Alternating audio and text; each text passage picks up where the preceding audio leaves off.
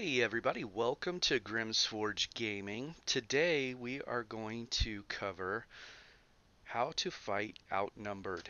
And one of the best things to kind of discuss this in is using some of the footage from Imperial City, and we've had a handful of fights probably over the last month or two where we were fighting outnumbered situations, and we got a chance to use a lot of the different tactics that I had covered in training.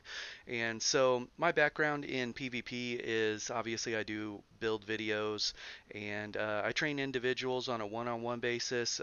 We try and hone in on the best build for them. We hone in on the best play style for them, and then we kind of discuss how to make them effective 1v1 and then 1vx. So anyways, this is the process I do with a lot of people, and we're going to jump right into it.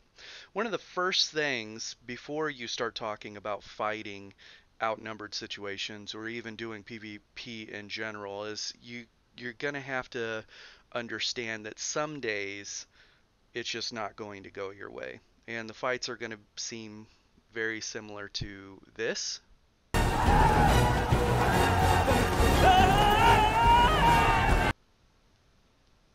And then there's other days where the fights are going to feel like this.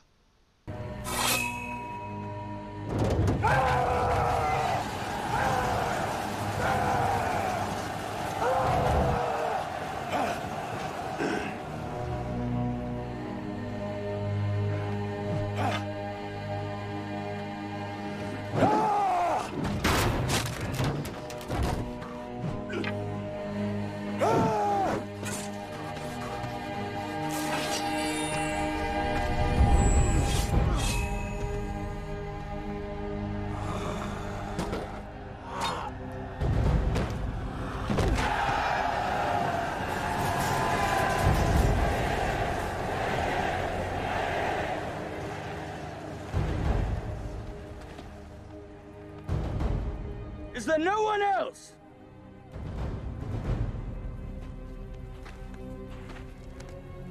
Is there no one else?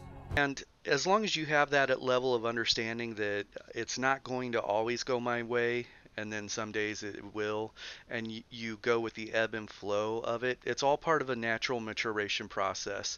And if you want, check out one of the other videos I did. It's like understanding or establishing the levels of PvP, like what level are you?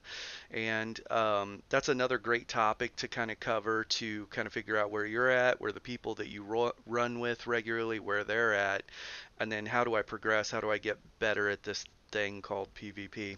So first things first, let's talk about group composition, the roles, play styles, and then individual durability versus just sheer numbers. Okay, so the roles and play styles. First thing I would say, when you're jumping into a PvP situation, you need to figure out what you enjoy doing. You know, if you enjoy being a support role player, then your build needs to be centric with that, and you need to play built towards your strengths. So if you're a support role, say you're a Templar, you're a healer, then obviously you need people that are going to be able to secure the kills, right? And they also, even though you're a healer, they're going to need to be somewhat durable, and they're going to need to line up their burst. So you just doing your job well won't equate to success always. You need the other people to pull their weight as well. And so that's why usually picking a group of people that you run with regularly and you establish this understanding, this you start to gel and work together, and that's kind of the goal, is run with people regularly, and especially when you're running into competitive situations where this group of people we're running into, they know what they're doing, and we're going to have to fire on all cylinders. So first things first, figure out your role, and figure out what type of play style you like, because every class, you could play all these classes every different way. You know, you could be a Templar Magicka tank. You could be a Templar healer. You could be a Templar DPS. Magicka DPS. You could be a stamina DPS. You could be a stamina tank. There's Magicka DKs and stamina DKs, and so everything in between. And there's hybrid builds out there. And now there's werewolves. Builds that are solely built around being an effective werewolf, and vampires as well. So figure out what interests you and then find a build that synergizes with that playstyle and then tweak it and make it your own. And then practice with it.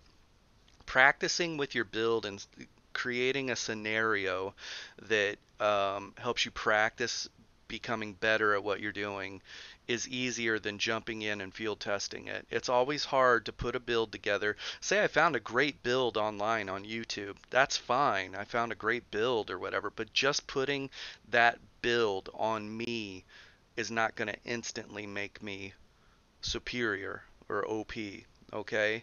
Even the meta build, even whatever's meta, it will shorten or decrease the skill gap a little bit, but it's not gonna. Don't expect to be able to do what you see a 1vxer do just because you put on the same gear as them. There was a maturation process for them the same way there will be for you. You need to learn how to use the build, okay? So there's that. Also, when you're putting a build on from YouTube or online, I think that it's always smart to err on the side of sustain first. Make sure that you have adequate sustain with the build. And a great example of this is we have Grim Hollow. Grim Hollow's running around with New Moon and um, Clever Alchemist, okay? And so if you look at those armor sets, there's no max magicka, or sorry, no, yeah, no max magicka, there's no max stamina, and there's no stam recovery. It is just pure damage, okay? As soon as he takes a potion, it is on. And his maturation process with that build is evident. Like when you watch him play that build, he is an absolute master with it. If you were to take that build and put it on somebody that has not gone through that maturation process, they're going to struggle with that build because it doesn't have the sustain that they need.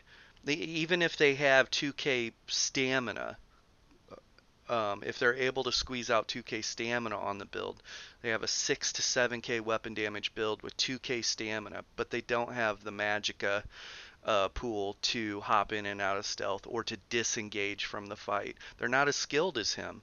They haven't gone through the maturation process with him to learn every trick on how to disengage or to just simply kill everyone in front of you. So that's a that's something that people need to take into account is, does this build have sustain? I always think you err on the side of sustain, and as you get good with the build, then start dialing the sustain back and switching it over to spell damage or weapon damage or whatever. Let's start turning up the gauge a little bit. I feel really good with the build. Let's amp it up now. So anyways, that would be my advice to somebody that's out there hunting new builds. If it's my builds, anybody's builds, err on the side of sustain until you feel really good with the build. Figure out your role and then figure out your play style. And kind of a story that's off topic, but you need to understand this. One of my business mentors, she has a business mentor as well, and her business mentor, this is a story that she told me. She said, so my mentor, for her entire life, she wanted to own a restaurant. That's what she wanted to do. She wanted to own and operate a restaurant.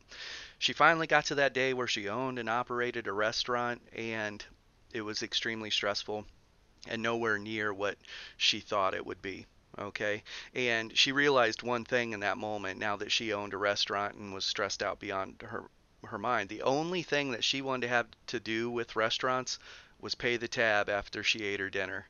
And so to go through that entire process to come to the point where you realized it wasn't really what you thought it would be, or it wasn't working the way you want. A lot of time, a lot of money wasted. Anyways, the thought process carries over to MMOs and this. Don't waste your time, don't waste your resources farming gear and then golding all the gear out and putting all your time and effort into making this set that say we'll keep using Grim Hollow. I'm not picking on Grim Hollow, by the way. I think he's a freaking beast, and I've never personally run into him into the game. I would love to, but he's amazing. Anyways, his build in the hands of a new unpolished player, and how that works is what we're talking about. So anyways,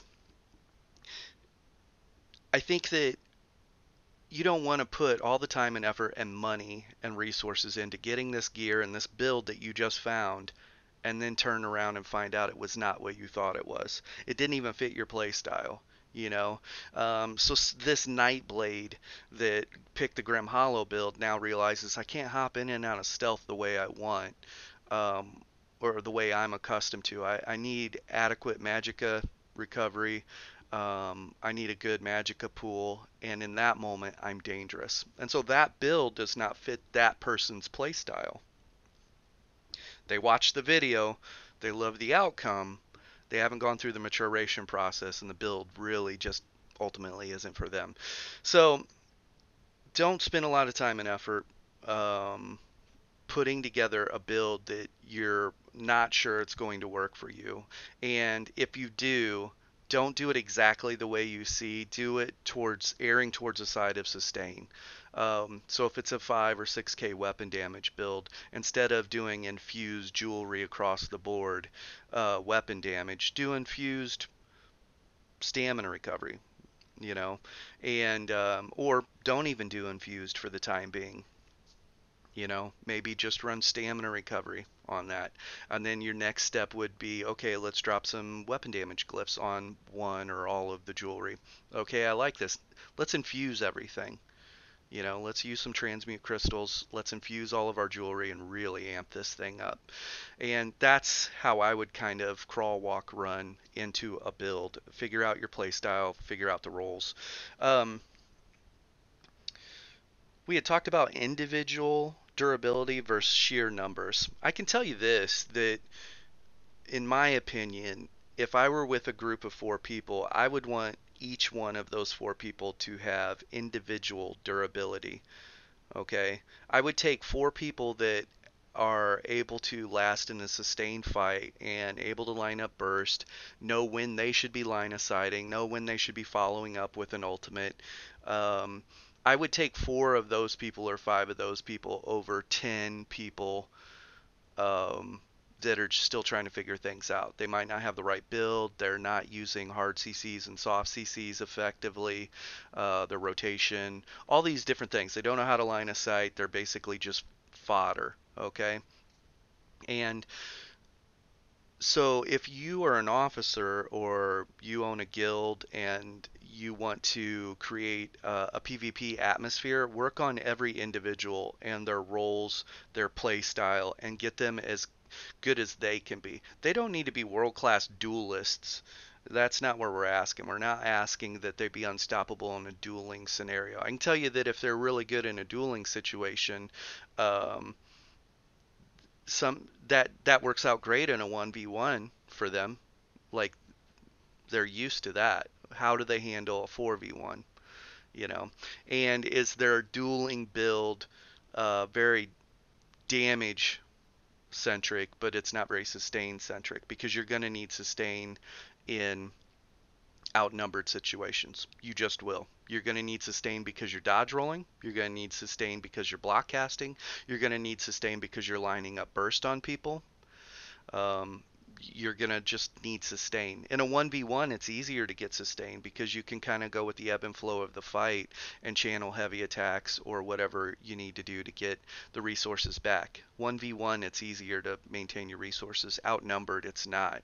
And it requires more effort on your part to stay alive. And so, always err on the side of sustain and focus on your individual durability. And you're going to need to make sure that you have your buffs and debuffs on you. And I did talk about this in my other video, like the different levels of PvP, but I think it's important that every single PvPer at least have one CC on their bar. A crowd control effect that will either root or immobilize their target, which is what I consider a soft CC, or they stun their target, which I consider a hard CC. Okay? Each one of those are on its own separate cooldown. So if you could find room for both of those in your build, that's great. That's great. And I can show you footage how I put people in trouble in BGs. BGs are a great place to work on these skills because everybody's fighting in a no CP scenario or no CP campaign situation, and it by having two CCs on your bar, not all my builds have both CCs, but in the ones where I do, I have a stamina sorcerer. I just did a video not too long ago, and I have a couple examples of how I was using bombard to root them, and as soon as they'd break the root, then I would streak through them. And then there were cases where they didn't have enough stamina to break free, and I was able to free cast or get some damage into them during that time frame with minimal risk. And that's what you want to do. Sometimes you can't kill people outright. Sometimes you have to make it a resource issue. And for the builds that are running super high weapon damage, they're going to also be benefited with higher healing. Um, and sometimes those builds have lower sustain. Or the person that's playing that build isn't polished enough or hasn't gone through the maturation process yet. And so when you put them in a resource crunch, they're having to break immobilization, and they're having to break hard CCs every 6 seconds. Both of those, and then between those, try and line up their burst on you. That's tough for them. And so if you can get every individual in your group to understand that and then also be able to turn the fight around. It's another topic that we talk about in the other video, and I'll put that video's link below since we're using that as a kind of a reference point. But turning the fight around is you get bursted or you get lined up on and you almost die, and then you go on the defensive. You're able to heal up and then get back in the fight. You don't just line of sight and continue to run while you heal up. You get back in the fight. I become an offensive force back in the fight that they need to be worried about, okay? Because you're just as good as out of the fight if you take off running, right? You are out of the fight in that moment. So, how do I get back in the fight? How do I turn the corner from getting bursted? Sheer numbers versus individual durability. Here's where it gets tricky. You can have four people that have good individual durability and can turn it around, and they'll still be killed by sheer numbers. Because even 10 or 20 people not knowing what they're doing except for heavy attack in that direction and use this ability, you know, they have the potential to kill people. The skill gap, it comes down to the math of it, and the math of it is you got 20 people with some form of damage coming in, right? And you're going to have to negate that damage or offset that damage with your own heals and then figure out how to burst people. And so you, even though you have a small group of individual durable people that can PvP, you still need to be leery of sheer numbers. And there's a right way to approach that situation and a wrong way. So once your group, your guild, whatever, once you guys understand your roles, you understand your play style, and everybody's been working on your individual durability, at this point you should probably already know who the shot caller is. You would want to be in comms with your group, and I'm not always in comms. There's an example of times I have video footage where we're not in comms with the other people in the group, and it looks kind of chaotic. We're not able to line up our bursts, we're not able to line up our damage, and um, it it definitely appears every man for himself, and that's what it is, right? It's every man for themselves when nobody's calling the shots, when no one's saying we need to move here, we need to line a sight, this is our main target, we need to burst them, healer in the back row, everybody move around the corner here, let's run around the building and flank this group, you know. And so figuring out who your shot callers are, and that there's a maturation process to becoming a shot caller too. I run with some people. Northhold, awesome guild, former military guys in there, and you could absolutely tell that that military experience is coming in because when an enemy is sighted on the map, say Imperial City or whatever, they say, 2DC north, north side of the street, moving west, and they call out coordinates, they call out direction they're heading, they call out how many people there are, all very important um, information, right? You can't just type in text DC. Okay, is it 20? Is it 10? Where are they? You know, and if you're not in comms, if you're in comms, you can't say DC on me. Okay, well, number one, who's on me? Sometimes there's multiple people in comms. So, and where are you at? If you're not crown, where are you at? Because everybody should be on crown. So there's this communication gap, and the shot callers will help fix that, right? Now, that's not to say that you always keep comms dead or quiet. You should have an open channel. I was talking to the leader of that guild, and I ran with those guys a couple times, and I really like running with those guys. But they're very much the way I describe them is they are business in front, party in the back.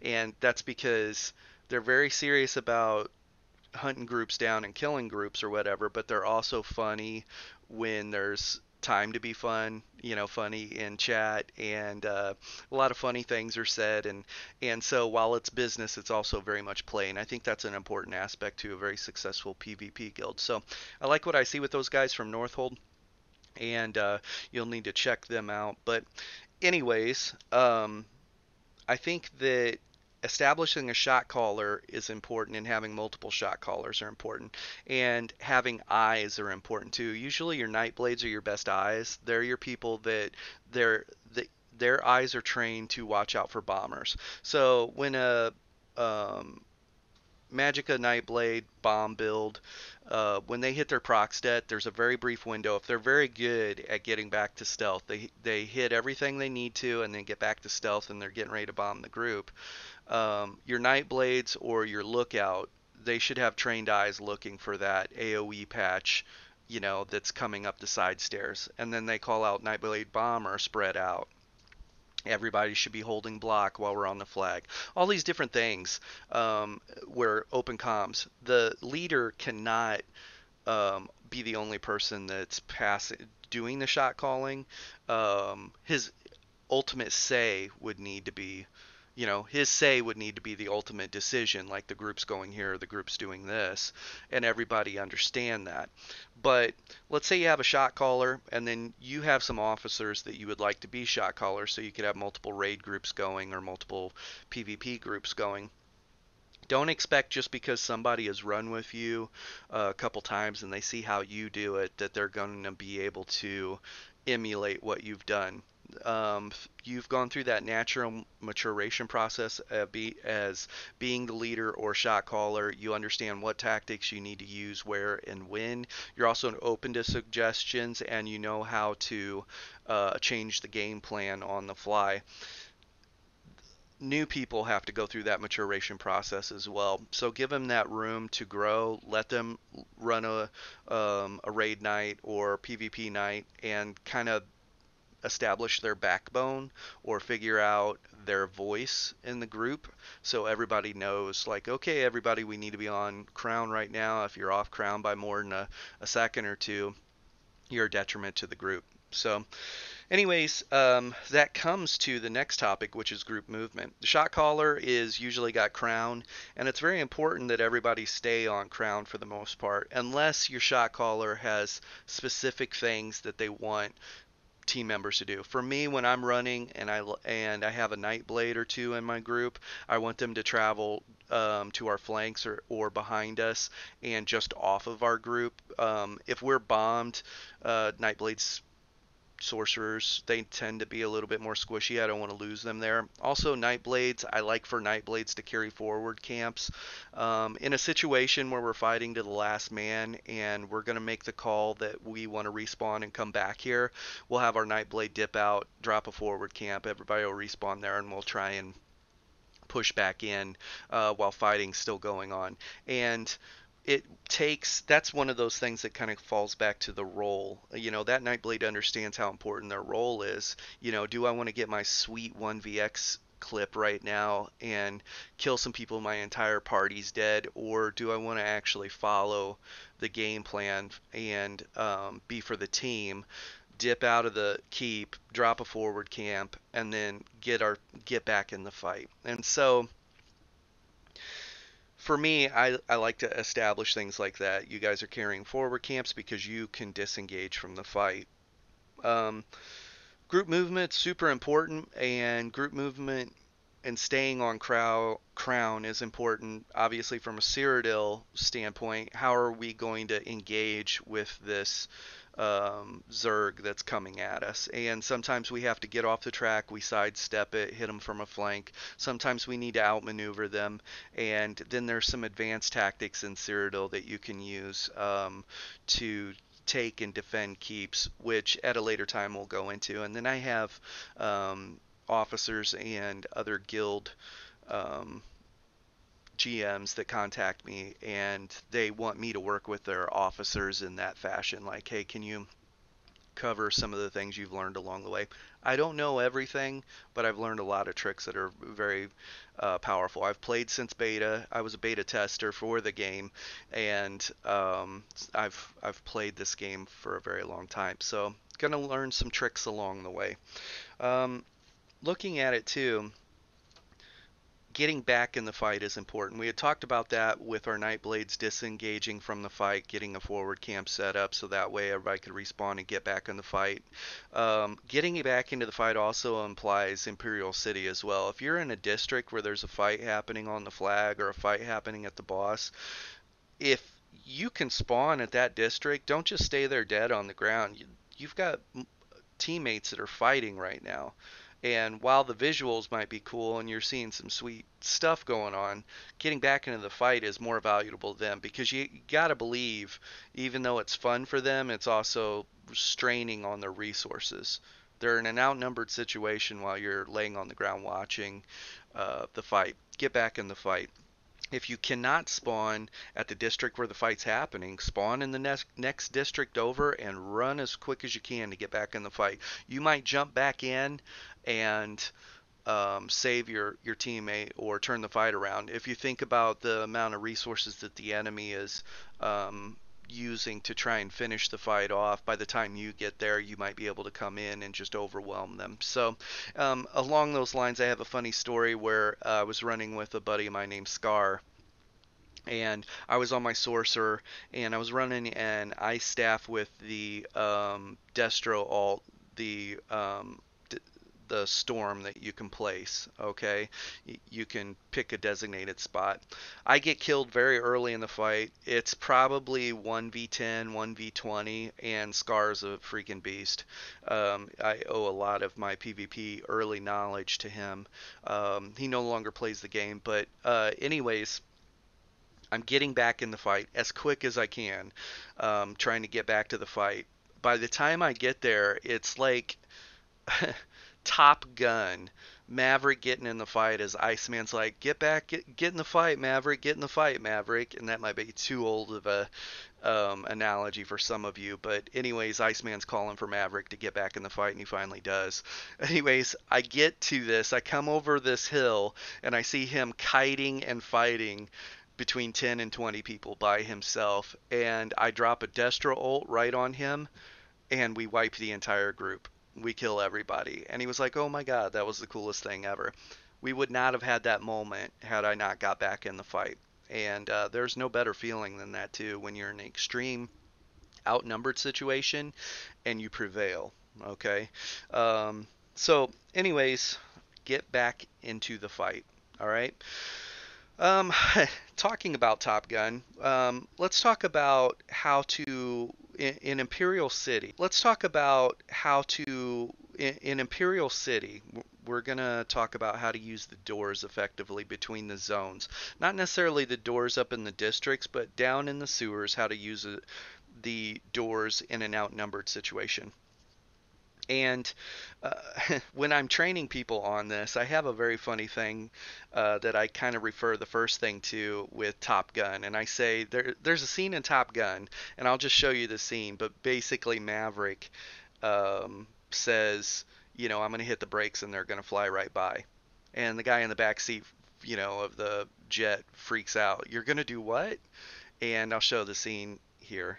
This is it, Maverick. I'm gonna hit the brakes. He'll fly right by. Gonna do what? But anyways, um, to the right and to the left of a doorway, when you approach a doorway, there is, in some of the zones or some of the areas down in the sewers, there is a cubby to the right, or like a little area that you can walk back into.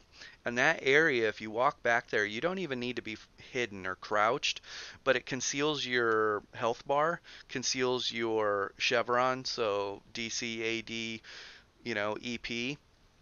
And if I can show you some footage. Basically, in my training sessions, I'll give you a background story. Icy and I were out hunting this group, and we're extremely outnumbered. And we come up on them in the sewers. We find their location. And as we're coming back, because they're coming after us right now, we're pushing down this really long hallway, and we are in comms. I told them, hey, I don't want to engage these guys in this hallway because the ranged guys are just going to be able to free cast on us. Okay, we need to get this into a situation that's good for us, or we need to be able to bite the tail. They're coming at us right now, so we're not going to be able to push through them or bite the tail. So let's move back to the door. Well, unfortunately, as we're moving back to the door, the ads in the room aggroed us, and we weren't going to be able to burn the ads down before this group rolls up on us. So we run all the way back to the door, and by chance, we're hoping maybe we can interact with the door. And Icy says, hey, let's let them fly right by. And I knew exactly what he was talking about. We had yet been able to actually implement that tactic where we use the cubby and just let the Zergs go right by. Normally, we could interact with the door, and this is the other way that you do. We interact with the door, go down, go back through the door, and we come up top, and then we stealth above them, let them go past us, then we come out behind them and bite the tail. That's one way to use a door. This way, we actually just hit into the side cubby and let the entire Zerg pass us by. And then the last couple people, we came out and killed them. And basically that let the Zerg know, because if they're in comms, they're saying they're here, they're here, they're here. And I do remember that one person was hanging out at the door long, and for me, every time I go through the door, I always look to at least to one direction or so, like if I'm hunting someone, to see if they're there. And before I click on the door, I look to see, because of this very situation. But the guy was just standing at the door for a while, and that made me worry that they are in comms, and he's saying, you guys, you ran right past them, they're right here. And so I told Icy, let's just kill these guys, because that's going to be one or two less people that when these guys come rolling back in here that we're going to have to fight. So bite the tail, that's a good example of that. So, anyways, using the door, we talked about those two different ways. One of them is actually run to the door and then use a cubby to the right or left and see if they fly right by and then bite the tail, or just let them go. If you had 10 or 20k Telvar on you, there's no need to engage, right? You want to get back to base. So, and then the other way is to go through the door, hop down, because when you go through the door, you're going to be up above, right, on the other side. Hop down, go through the door on that side. Now you're going to be up above on the side where the Zerg or the army's coming, and then crouch down real quickly and hide there. So they know that you went through the door. They don't know that you came back through. And that's one way to use the doors effectively down in the sewers. Another thing too is knowing when to push in and knowing when to push through a group. A major problem, and I'll show you video footage of this, but a problem is in an outnumbered situation, when the enemy group balls up and they're just kind of hanging out in a room. Normally they have designated healers, they'll have tanky people, things like that. Um, if they're smart, the tanky people are going to be between the enemy and their group, right? So if we're in a hallway behind them and they know we're in a hallway behind them, their tanks are going to move to the front of that, and that's who they want the ult dumps to happen to. That's who they want to be block casting and holding block and absorbing the damage and allowing their back row to pick their target and line up their burst against the target as they come in as the shields collide, right? So knowing when to push into the group and knowing when to push through them is very important. Pushing into the group, sometimes, number one, it's easier to push into the group if you have a designated healer in your group. If you are in an outnumbered situation and you have a designated healer in your group, you can hang out in that scenario where you push in and we're trying to line up bursts and we're trying to kill people and we're actually mixing it up, right? We're inside the group, we're inside their ball, and we're trying to line up burst and kill people. We can hang out here longer because we have a designated healer. But couple things. If they're coordinated and they're in comms, just the sheer number, they can still burst you down. Just because you have a designated healer or you know what you're doing, if I have 20 people that only have a heavy attack and one ability, and I tell them kill this person, everybody aim at this person, that's going to be a lot of pressure on that one person, right? And so you have to assume that they're in comms and they have that type of capabilities. So not only is it a strain on resources for you, it's a strain on resources for your designated healer to keep you up, right? To fight through that burst. And if your healer goes or out of magicka, is not able to stay in the fight, then that the likelihood that you are going to be able to stay in the fight is low. So you need to make the encounter easy for your healer too. And that's why I suggest pushing in and then coming out. And military tactics, kind of an example. So let's just hypothetically, we're going to take the Spartan army. The Spartan army would have a front line. They would do their phalanx, right? And they've got their shields. Every shield is interlocked with the guy to the right and to their left. And that's how they're able to hold their ground, push forward, okay? They're hiding behind the shield. Their second row behind them is got their long spears and they're spearing over the top of the shield wall, right? The shield wall, they're holding their shields. They're relying on the people to the right and to their left. We're building a understanding here. This is a conversation that I have with people as we're explaining moving in and moving out of Zergs, okay? But the shield wall is holding their shield, and then they have spears as well. So they're dangerous as well, and they're attacking. A major problem in an outnumbered situation, when the Spartan line, say they're outnumbered and the front line starts getting fatigued, they can't withstand the bashing or the clash, and continue to push. The first row will switch out with the second row, right? The second row will actually step forward, they'll put their shields up, and the first row will actually disengage from the front line and rest. Sometimes they need to eat, whatever it is. I'm no historian, by the way. I'm just sharing my understanding of how the phalanx works as far as relieving your front line and how they're able to stay in extended fights. Okay? Based off that understanding of how a phalanx works, you kind of want to push into a ball or push into a Zerg similar. So some people say, you push into my Zerg and you're going to get killed, guy. Yes, that's absolutely true. That's possible, okay? But I'm saying, based off of my experiences in Imperial City and running into Zergs and things like that, and how I approach it, it's always smart for me to go in, and when I push into a Zerg, I might try and burst some people down, see how squishy they are. When I do a Dawnbreaker and I try and line it up against 7 people, I actually want to see the people that it really hits hard, because those are the weak links, right? Those are the people that we're going to need to eliminate their numbers and get them out.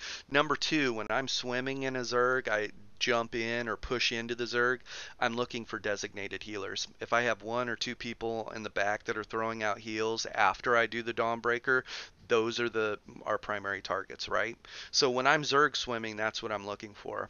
I'm taking pokes. So some people would be like, oh, you dropped a Dawnbreaker and then didn't finish up with it. Well, they have two designated healers, plus whatever heals the player themselves is capable of and whatever support capabilities the other people are. I don't jump into a Zerg with the thought that I'm going to just blast all these people down.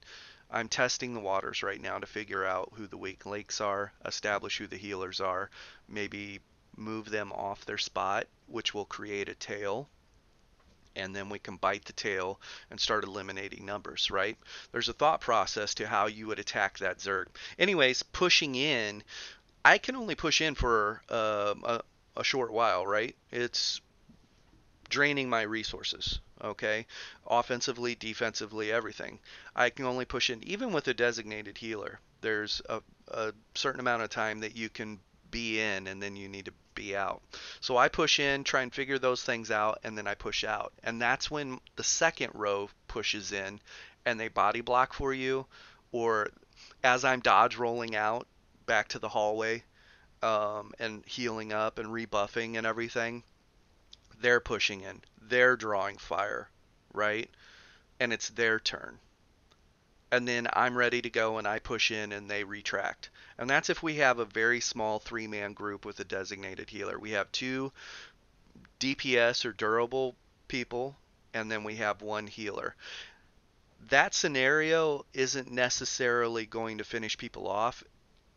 The second person, not the designated healer, but the other person I'm running with, they have the capability of killing somebody, yes. I have the capability of killing somebody, yes. But the real thing is we both need to go at once to kind of secure the kills, right? Well, that's hard to do when you're switching back and forth, okay? Now, there's the other thing, too. We could, all 3 of us, just jump in and go ham. And sometimes that's the play. Sometimes it's like, let's just go. We're going to throw tactics out the window, and we're just going to let it all hang out. It's either them or us right here, right now. That's a thing too. So there's a strategic way to attack the Zerg, and then they're in an outnumbered situation, and then there's the way where you just jump in and go. And no retreat, no surrender. You know, it's them or us. So pushing into the Zerg, like I said, I like to establish who the healers are, establish who the soft people are, and then I want to exit the push as my second row is coming in and they're drawing fire, and that gives me a chance to rebuff. And then we can kind of coordinate and shot call. Okay, we're gonna need. There's a healer in the back, person in the white dress. We're gonna need to burn them down. Maybe call them out by name. So I'll tab target them so I don't lose them in the situation. So pushing in. Sometimes you need to push through the situation, okay, and knowing when to push through. So if my second line is if we're continuing to bash up against this group, sometimes I need to push all the way through them, and then this will establish the tail. Some of them might come with me to try and kill me, and then I'm in an outnumbered situation, but sometimes they don't acknowledge me at all because I push through and it pushes them off their spot, and they're going to move one way or the other, right? So they're going to move away from me, or they're going to move towards me, in which turn I've established the tail's now where my teammates are at, right? And they're able to bite the tail. I just need to survive, right? That scenario works really well if both parties are trying to meet in the middle. The scenario doesn't work well if say I push through and then I just separated from the group. I am out of position. But if we're both pinching together, it's easier for me to get back to position, and we're fighting towards each other. Okay, I've created a pinch or a sandwich just by pushing through them. It moves them off their spot. It has a chance to establish a tail, or it has a chance to just break up the ball or break up the group altogether. Some go with them, some go with me, and it lowers the odds or the numbers, situation. So now I'm 1v5 instead of 1v15. So anyways, knowing when to push in and knowing when to push through is very important. If you are bottlenecked or stuck at a doorway, the door is to your back and there's an entire group in a hallway coming towards you, that's a perfect example of you're going to need to use your line of sight very smartly, but as they come into the room to try and finish you, you need to push through them, and now you have effectively sandwiched them or pinched them up against the door. It's important that you continue to keep damage on them during that time frame, because if they don't have damage coming in or they lose combat, they can interact with the door, and you'll start losing some of the numbers through the door as they escape. And the really good groups that you run into, I got perfect footage of this. Their tanks will push out farther down the hallway, and they'll try and establish a perimeter that will allow their back row to get out of combat, so that way they can interact with the door and run. And I've got perfect footage of that whole scenario.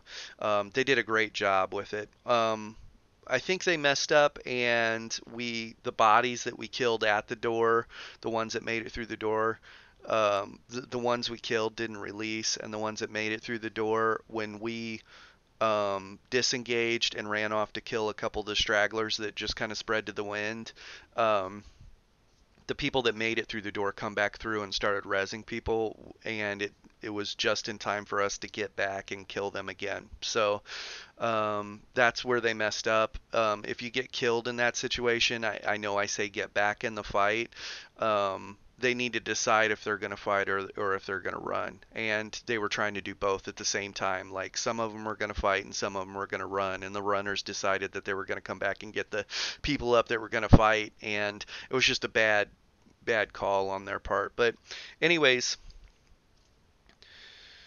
how to push through and create a sandwich or create a flanking situation. Creating angles and pinching your targets is very important. And in the sewers, when you have a lot of bottleneck situations, that's where you can make the sheer numbers, mean a little less. Okay, I have a good footage too of how important it is to create a line of sight and how to cut off the long hallways. And so when we were talking about that situation where the Zerg is coming at us, and I say I don't want to engage with these guys in this hallway because they'll be able to free cast on us. We have no line of sight. We have no angle on this situation. Having a sorcerer in the group, I have footages of this as well. You could actually, so Hero was with me. I think it might have been his first time 1v or outnumbered situation. So we're three of us or four of us versus 20 people, whatever it is. And I told him, because he was in comms, I said, hey, drop your atro, but don't drop it all the way back by the door where they're balled up at. Like, you would drop it on them, but let's think about the reaction to that. If you drop an atro on them, they might stay and try and just heal through it or deal with it. But another reaction might be we push them out of that and they start coming forward. We don't want that. We like being able to build ultimate and clash into them, push into them, and then pull away, push in, pull away, push in, pull away, keep them in combat, and establish the weak links and maybe burn people down. We don't want to push them out of that room just yet. Okay, that's a different game plan. That is, let's make the group move, and if the group's moving, we can establish the tail and kill them that way. But anyways, I asked him to drop his atro in a long hallway because it was too long of a hallway, too long of a straight shot for us to clash with them and then try and get back. That particular situation where we were at. And so by dropping the atro there, it body blocked for us, the atro did. It gave them kind of room to pause in pursuing us and trying to damage us, and it also, as I dodge roll through it to avoid the incoming damage, now the atro's absorbing all of the ranged attacks and damage, and basically created a line of sight for us. So very important. You could use an atro like that, and that's great. So creating a line of sight or cutting off the long hallways are important. Let's say we didn't have a sorcerer with us and I was not able to get him to drop his atro there. When I push into the group, I'm going to eat some damage going into the group, and as long as it's not a unified ult dump, they're like, okay, we got 10 people with Dawnbreakers ready to go, here he comes. Ultimately that should be what they were doing, but they did not. But as I'm going into the skirmish, I'm buffed up. And I have some hots or heals coming in for myself and maybe a designated healer or whatever. So I'm strong in that moment. It's when resources are low and I'm taking pressure, taking heat, and I need to disengage. That's where I'm weak, right? And so when I disengage from the group, I'm going to need to I'm going to need to leave enough in the reserves for stamina to dodge roll once or twice, okay, to avoid a lot of damage. And I have multiple footage of like somewhere between 5 and 20 abilities just missing. It just says dodge, dodge, dodge, dodge, dodge, dodge, dodge. That probably was going to be enough damage output or a CC or something to really hurt me or kill me, right? So a well-timed dodge roll or a well-timed double dodge roll, it's always important to leave enough in the reserves to avoid that incoming damage as you disengage from the push in, okay? You need to take that into account.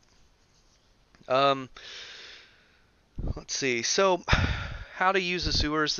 These are basic just tips I wanted to share with you guys. I'd been thinking about it. I've been talking to some different people about it. Icy and I were discussing it last night, and I thought, you know what? I want to put a video together that shares this thought process or level of understanding how we approach attacking groups and how the handoff from first line of attack and second line of attack. Do we have a designated healer in group? If we do not have a designated healer in group, what's that going to mean? That means everybody's got to fend for themselves unless we're a support build, you know.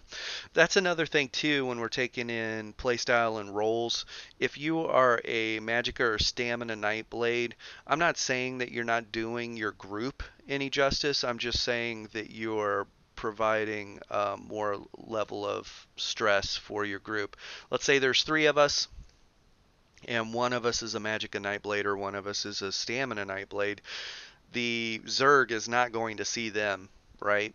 It's only going to see the 2 other people. In that moment, it's basically 10v2, or 2v10, sorry. You know, and yeah, we do have a third person. It's a Nightblade that hopefully can kill some people or whatever, but it's still the 2 of us that we don't have that luxury versus this group, and we need to play that much smarter during this time frame. Another thing too is that just an ultra tanky tank. Ultra tank is not going to line up kills, right? They're not going to help secure kills. They could be a CC tank. They could absorb a lot of damage. But so let's take the scenario where there's 3 people. There's a designated healer. There's a super tanky dude, and the tanky dude, like I said, doesn't have a lot of damage. Can CC people, but then you have one DPS or one person that can secure kills. That that group comp is a very tough comp to try and take a Zerg out. You do have the heals and you do have a tanky person, but the chopping heads or taking heads home really heavily falls on the one person to line up their burst and get everything going. And if the comp that you're going against, the Zerg you're going against, has more than enough heals and support roles and things like that, that comp is probably going to struggle against trying to take that group down unless they misplay, right? And so taking into account your composition attacking the groups, do we have enough damage to take heads home with us? Yes. Like, we can't just be tanky, we can't just be healy. I'm going to create a word there that you guys can use that. Go ahead. We can't just be healers, we can't just be tankers. We need enough damage to take heads home, right? So thinking that your composition is proper for outnumbered situations. But anyways, that's just my food for thought on this situation, sharing some videos with you guys, some footage, and walking you through the thought process of what's going on in my head and how we're going to approach it. So can you just dive in with your buddies and kill everyone on sight? You can try. Is there a smarter way to play it? Yes. And is the smarter way the better way? Not always. So a lot of variables, but all things that I felt like sharing with you guys. Be safe out there. Thanks.